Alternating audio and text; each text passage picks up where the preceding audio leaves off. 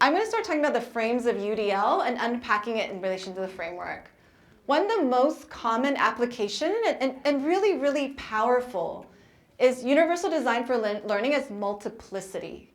Okay? And then, I don't know if I made up that term, but what I mean by multiplicity is that there's multiple means of ways in which students can engage, represent, and all the components of it.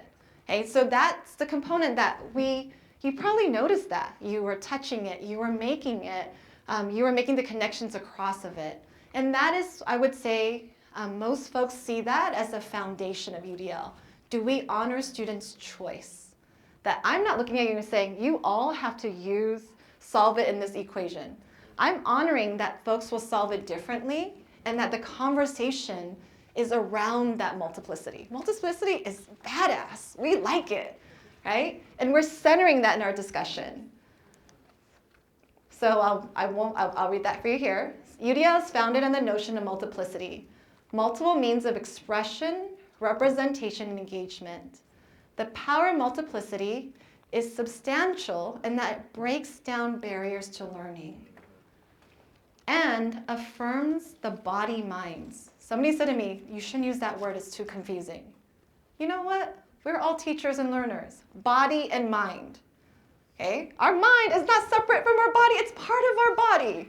Okay? Body, mind. So when kids do math, when we do math, do we affirm their body minds of our students and their ways of knowing, being, and communicating?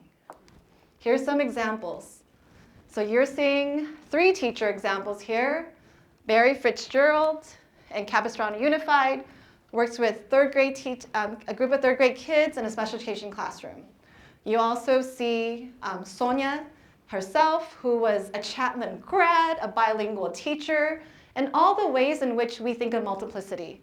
Multiplicity is in noticing when someone does a number string that in this number string that in this choral count that you're seeing, one person writes up the number, another person writes up the visual representation, and kids actually have the place value blocks at their table to represent it along the way.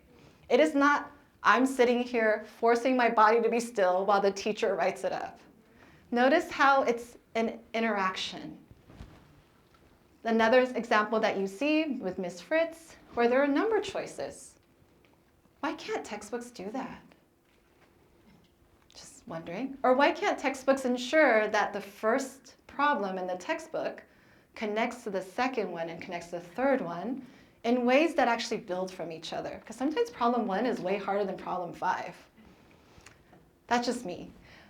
And then there's different ways to represent. In Sonia herself, multiplicity is also honoring bilingualism. Okay? We can tell kids to solve in different ways and they can't speak their first language.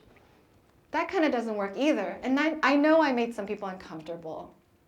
But California, our students are bilingual. Okay? And most of them leave no longer bilingual when they finish high school because we took away their bilingualism. I'm just naming that out. So notice how intentionally position Spanish first. I'm not saying you don't have to learn, like English wasn't important, but I intentionally position Spanish first because that is the language of our students. And that matters. And because most of the time when we often hear bilingualism in classrooms, but usually it's through song of hello. It is not for longer than a minute or 2 minutes. It was a lot of Spanish today for some of us, right? And I can say for myself, I never heard anybody speak Chinese outside of myself for longer than a minute, okay? So that affirming matters, and that's part of multiplicity.